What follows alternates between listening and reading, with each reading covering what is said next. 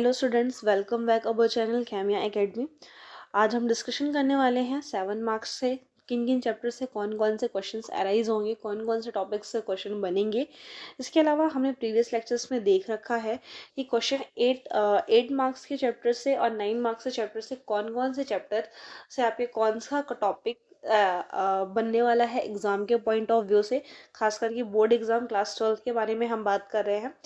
तो उस चैप्टर में हमने प्रीवियस लेक्चर में बात किया था इलेक्ट्रोकेमिस्ट्री और aldehyde ketones and carboxylic acid के बारे में। उनसे लगभग हमने सारे क्वेश्चन को अराइज कर लिया था। सारे क्वेश्चन जो आने की पॉसिबिलिटीज थी उन सभी को हमने कंप्लीट कर लिया था। आज हम कंप्लीट करने वाले हैं सॉल्यूशन को, केमिकल काइनेटिक्स को and D F block, coordination compound and biomolecules. लगभग 5 चैप्टर्स को हमें आज के वीडियोस में कवर करना है। तो टाइम को कंज्यूम ज़्यादा नहीं करते हुए हम स्टार्ट करते हैं अपना टॉपिक। सबसे पहला है हमारा सोल्यूशन। सोल्यूशन से हमारे 7 मार्क्स से अराइज होने वाला है। 7 मार्क्स, जाहिर सी बात है ये बहुत इंपॉर्टेंट मार्क्स है। इस 7 मार्क्स में आपका ऑब्जेक्टिव भी है, 2 मार्क्स के क्वेश्चंस भी हैं, 3 के भी हैं और 4 के भी हैं। अगर हम बात करें स्टार्टिंग टॉपिक से, आपके नॉर्मेलिटी, मोलैरिटी, फॉर्मेलिटी, इन सारे टॉपिक से आपके 2 मार्क्स के क्वेश्चन अराइज होंगे। इनके अलावा इस टॉपिक से इस टॉपिक से आपके 2 मार्क्स के क्वेश्चन तो अराइज होने ही हैं। साथ में इसके अलावा इनसे अगर न्यूमेरिकल भी पूछा जाएगा तो वो भी आपका 2 मार्क्स का ही रहेगा। एंड अगर डिफरेंस की बात कर लेते हैं, डिफरेंस अगर इस चैप्टर से पूछता है, डिफरेंस तो हालांकि पूछेगा ही, डिफरेंस अगर इस टॉपिक से पूछता है तो डिफरेंस आपके 3 मार्क्स के अराइज होंगे। इसमें 3 मार्क्स के अराइज होंगे। डिफरेंस आपका मोलैरिटी एंड मोलैरिटी के बीच है। Difference ideal solution, non ideal solution, non ideal और आइडियल के साथ एक और आता है आपका पॉजिटिव और नेगेटिव डेविएशन। ये दोनों भी पूछे जाते हैं। इसके अलावा इसमें जितने भी डिफरेंसेस हैं मैंने आपको बता दिया, ये भी आपके जो भी आएंगे डिफरेंस जो भी आपके पूछे जाएंगे वो आपके सारे डिफरेंस आपके 3 मार्क्स में ही पूछे जाएंगे। एंड नेक्स्ट बात कर लेते हैं हेनरीज लॉ की। ये भी बहुत इंपॉर्टेंट लॉ है। अगर डायरेक्ट हेनरी लॉ पूछता है तो आपको 2 मार्क्स में पूछेगा। हेनरी के सिर्फ लिमिटेशंस एंड एप्लीकेशंस बस पूछता है तो भी आपका 2 मार्क्स में पूछेगा। अगर हमारा हेनरी का लॉ और उस लिमिटेशंस पूछता है तो आपके 3 मार्क्स में क्वेश्चन अराइज करेगा। इसके अलावा want half factor, osmotic pressure, routes law, ये भी आपका बहुत इंपॉर्टेंट है। राउट्स लॉ का डेरिवेशन है लोअरिंग ऑफ वेपर प्रेशर के लिए, है ना, और मोल नंबर वाला मोल फ्रैक्शन के लिए। इन दोनों के लिए आपको क्या है, डेरिवेशन को याद तैयार करके रखना है। इसके अलावा इसके न्यूमेरिकल्स के बारे में अगर हम बात करें तो न्यूमेरिकल्स इस चैप्टर से molarity, molarity, mass fraction, mole fraction, mass number, इन सभी से न्यूमेरिकल्स अराइज करेगा। कॉलिगेटिव प्रॉपर्टीज़ की अगर हम बात करें तो कॉलिगेटिव प्रॉपर्टीज़ आपकी कौन कौन सी थी। जो मेन 2 कॉलिगेटिव प्रॉपर्टीज जिनसे क्वेश्चन सबसे ज़्यादा अराइज होता है वो elevation of boiling point and freezing point. कुछ क्वेश्चन आपके relative lowering of vapour pressure से भी अराइज होते हैं, लेकिन उतने ज़्यादा नहीं होते जितने elevation of boiling point and freezing point से होते हैं। इनसे आपके न्यूमेरिकल भी क्वेश्चन आएंगे या फिर थ्योरेटिकल क्वेश्चन तो आने ही आने हैं। इसके अलावा आपके ऑब्जेक्टिव भी इन्हीं टॉपिक्स से बनने वाले हैं। जो भी ऑब्जेक्टिव आपके 2 मार्क्स के बनते हैं या 3 मार्क्स के, जो भी ऑब्जेक्टिव आपका बनता है 2 या 3 मार्क्स के, वो सारे इन्हीं टॉपिक से सबसे ज़्यादा रिलेट करेगा। इसके अलावा इसमें एक और टॉपिक है आपका एजोट्रॉपिक सोल्यूशन, एजोट्रॉपिक मिक्सचर का। एजोट्रॉपिक मिक्सचर से सबसे ज़्यादा जो उसके 2 पार्ट्स है, उन दोनों पार्ट से low azeotropic mixture, low boiling azeotropic mixture और हाई बॉइलिंग एजोट्रॉपिक मिक्सचर, इन दोनों से आपके ऑब्जेक्टिव सबसे ज़्यादा पूछे जाते हैं। तो थोड़ा सा इनके एग्जाम्पल्स को अच्छे से आपको पढ़ना है, डिटेल में पढ़ना है, जिससे आप ऑब्जेक्टिव में भी आए तो आप 28 मार्क्स के ऑब्जेक्टिव को पूरा का पूरा कवर करके आइए। नेक्स्ट आगे पार्ट्स में देखते हैं हम केमिकल काइनेटिक्स के बारे में। केमिकल काइनेटिक्स के बारे में देखते हैं। केमिकल काइनेटिक्स की अगर मैं बात करूं तो केमिकल काइनेटिक्स में भी आपके 7 मार्क्स के क्वेश्चन आने हैं और इसी 7 मार्क्स को हमें पढ़ना भी है।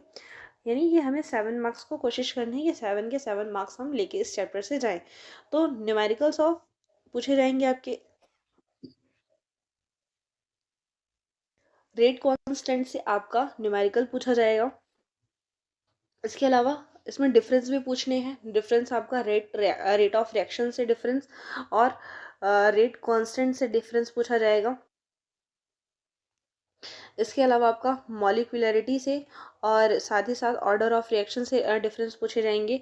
इसके अलावा हम बात कर लेते हैं तो ऑर्डर ऑफ रिएक्शन से क्वेश्चन बहुत अराइज होने वाले हैं। ऑर्डर ऑफ रिएक्शन का मतलब है कि कौन से ऑर्डर की रिएक्शन आने वाली है।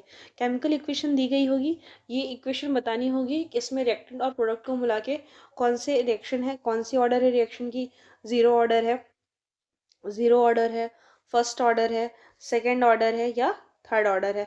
इसके अलावा इस सेकेंड और थर्ड ऑर्डर के अलावा इन फर्स्ट सेकेंड और हाफ लाइफ ऑर्डर के रिएक्शन का डेरिवेशन भी पूछता है। तो थोड़ा सा इसको भी आप तैयार करके रखिएगा। इस चैप्टर्स में कोशिश करिएगा कि आप 3 मार्क्स के क्वेश्चन को ज़रूर याद करके रखिएगा, तैयार करके रखिएगा। अगर डिफरेंस पूछेगा वो भी 3 मार्क्स में पूछेगा। फर्स्ट और सेकंड ऑर्डर के रिएक्शंस को भी पूछेगा तो वो 3 मार्क्स में पूछेगा। न्यूमेरिकल हो सकता है आपके कुछ न्यूमेरिकल्स इसमें 2 मार्क्स के अराइज भी हो सकते हैं। इसके अलावा रेट कांस्टेंट को कौन कौन से फैक्टर्स अफेक्ट करते हैं, रिएक्शन के रेट को कौन कौन से फैक्टर्स अफेक्ट करते हैं, ये क्वेश्चंस भी आपके थ्योरेटिकली 3 मार्क्स में अराइज होंगे। इसके अलावा अगर हम बात कर लेते हैं एक्टिवेशन एनर्जी की, एक्टिवेशन एनर्जी है थ्रेशोल्ड एनर्जी, ये आर्हेनियस इक्वेशन एंड इसके न्यूमेरिकल्स और इसका डेरिवेशन भी पूछे जाना है। और इन्हीं टॉपिक से आपके ऑब्जेक्टिव भी बनने वाले हैं। जो आपका ऑर्डर ऑफ रिएक्शंस है उनकी यूनिट्स के बारे में पूछा जाता है, उनकी जो यूनिट है उनसे आपके ऑब्जेक्टिव बनते हैं। या फिर रिएक्शन के रेट को कौन से चीज़ें फैक्टर्स करती है, उससे आपको न्यूमेरिकल का फॉर्मेशन कर देता है, उससे आपको ऑब्जेक्टिव का फॉर्मेशन कर देता है। इसके अलावा आपके जितने भी आर्हेनियस इक्वेशंस जो होती हैं उन सभी इक्वेशंस को भी एज अ ऑब्जेक्टिव के फॉर्म में यूज़ करता है। तो लगभग अगर हम बात करें तो ये वाला जो चैप्टर है आपका वो भी 7 मार्क्स का आने वाला है। तो ये सारे टॉपिक्स जितने भी टॉपिक हैं आपके, अगर आप इन्हें अच्छे से पढ़ लेंगे तो आप ये कोशिश कर सकते हैं कि आप इसमें इस चैप्टर से भी आप 7 मार्क्स पिकअप कर सकते हैं। आगे चलते हैं आपके D and F block elements के बारे में। तो डी एंड एफ ब्लॉक के एलिमेंट्स के बारे में अगर बात करूँ तो इससे थोड़ा सा ऑब्जेक्टिव ज़्यादा बनेगा इस चैप्टर से। रीज़न उसका ये है कि इस चैप्टर्स में आपके थ्योरेटिकली चीज़ें ज़्यादा हैं। सबसे पहली चीज़ अगर मैं बात करूँ तो इससे जो क्वेश्चन बनेंगे, क्वेश्चन खास करके इससे आप 3 मार्क्स के बनेंगे, 3 या 2 मार्क्स के क्वेश्चन बनेंगे, ज़्यादा क्वेश्चन नहीं बनेंगे। और दूसरा जैसे बनेगा 1 मार्क्स का ऑब्जेक्टिव बनेंगे। तो डिफरेंस पूछा जा सकता है डी एंड एफ ब्लॉक के बीच में 3 मार्क्स में। लेंथेनाइट एंड एक्टिनाइट्स के बीच में डिफरेंस पूछा जा सकता है। प्रॉपर्टीज ऑफ ट्रांजिशन एलिमेंट, जितने भी आपके डी ब्लॉक के एलिमेंट हैं और एफ ब्लॉक के एलिमेंट हैं उनके बारे में प्रॉपर्टीज पूछ सकता है। उसकी एटॉमिक रेडियाई कैसी है, एटॉमिक साइज कैसा है, उसका ऑक्सीडेशन नंबर कैसा है ना। और साथ ही साथ अगर बात करें इलेक्ट्रॉनिक कॉन्फ़िगरेशन क्या है तो उनकी प्रॉपर्टीज पूछा जाएगा। लेंथेनाइट कॉन्ट्रैक्शन भी इस चैप्टर से पूछता है।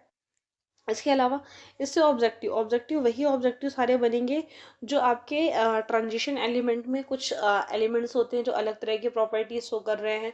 कुछ एलिमेंट होंगे जो आपके कोई कलर दे रहे हैं, कुछ अलग तरीके से रिएक्शन कर रहे हैं, एटॉमिक साइज उनकी अप एंड डाउन हो रही है। तो ये सारी चीज़ें से आपके क्या बनेंगे, ऑब्जेक्टिव का फॉर्मेशन होगा।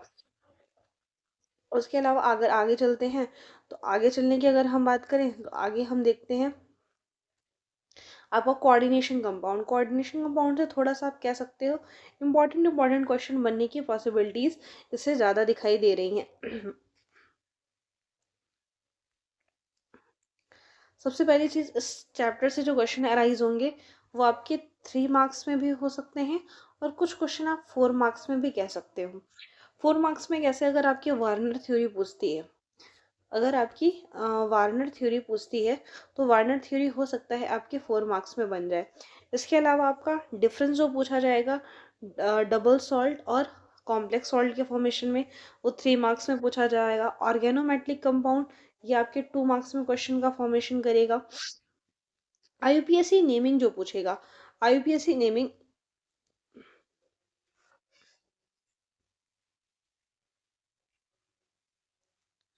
आईयूपीएसी नेमिंग जो पूछेगा, आईयूपीएसी नेमिंग मतलब कि कोऑर्डिनेशन कंपाउंड की कुछ आपके कॉम्प्लेक्स जैसे दिए होंगे, जैसे मैंने एग्जांपल में लिखा हुआ है प्लेटिनम है, अमोनिया है, क्लोराइड है। तो इसका आपको फॉर्मेशन बताना है, कौन सा लिगेंड है, कौन सा ऑक्सीडेशन नंबर है। तो इसको सबको मिला के आपको क्या बताना होगा, इसका आईयूपीएसी नेमिंग बतानी होगी।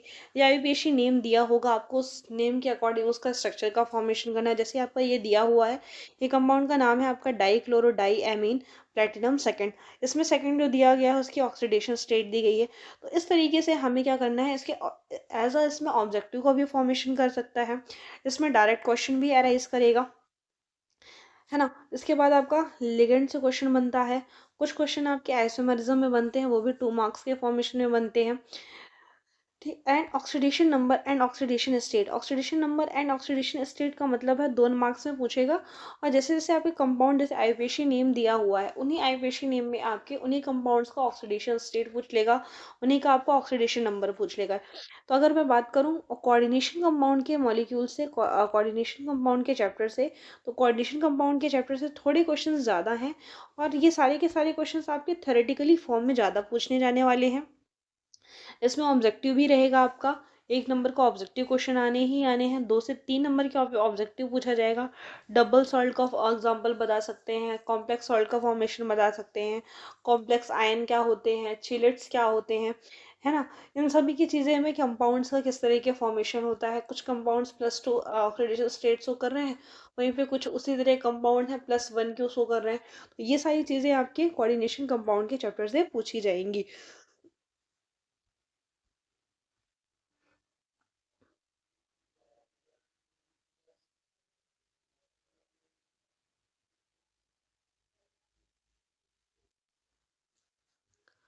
बायोमोलिक्यूल्स की अगर बात करी जाए तो बायोमोलिक्यूल्स में आपके ऑब्जेक्टिव सबसे ज़्यादा बनने वाले हैं।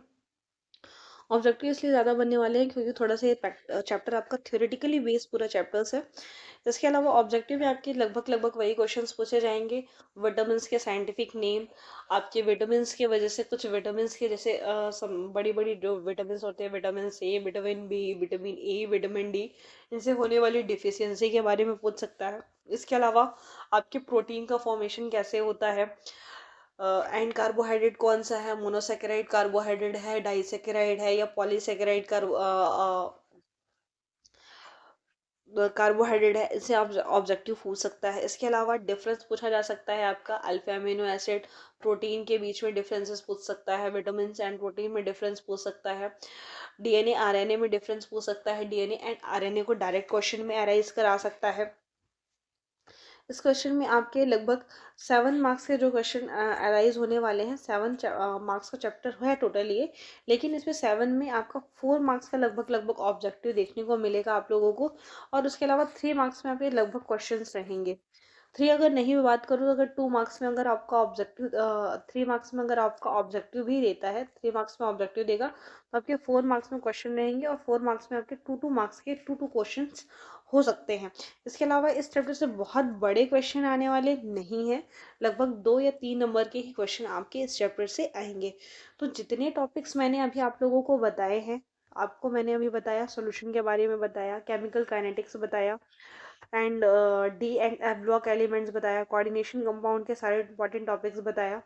आपका आईयूपीएसी नेमिंग आनी ही आनी है, 101% आनी है। आप इसको कोई क्वेश्चन को रट नहीं सकते हो, आप इस कॉन्सेप्ट को अच्छे से समझिए किस तरीके से आता है। आने वाले लेक्चर्स में मैं आपको लिए ये टॉपिक भी लेके आऊँगी, जितने इंपॉर्टेंट टॉपिक्स हैं उनके बारे में, उनके आंसर्स के साथ उनको डिटेल भी आपको करके दिखाऊंगी, आपको उनके टॉपिक्स को अच्छे से क्लियर करूँगी।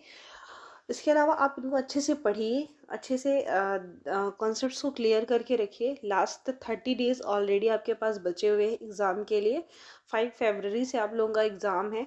तो अपना बेस्ट दीजिए अपने हर सब्जेक्ट के लिए, मैथ्स हो, फिज़िक्स हो, केमिस्ट्री हो, है ना। तो अच्छे से पढ़ेंगे तो ही आपका रिजल्ट भी अच्छा आ पाएगा। अगर आप अपने हर सब्जेक्ट में अच्छे से मेहनत करते हैं तो 70 मार्क्स के पेपर में लगभग लगभग 60 से अब भी आएंगे, अगर आप इन टॉपिक्स को, जितने टॉपिक्स मैं बता रही हूँ उन सारे टॉपिक्स को आप अच्छे से कवर करते हुए चलेंगे। अच्छे से पढ़िए। Best of luck students. Thank you for watching this video. Please like share and subscribe. Thank you.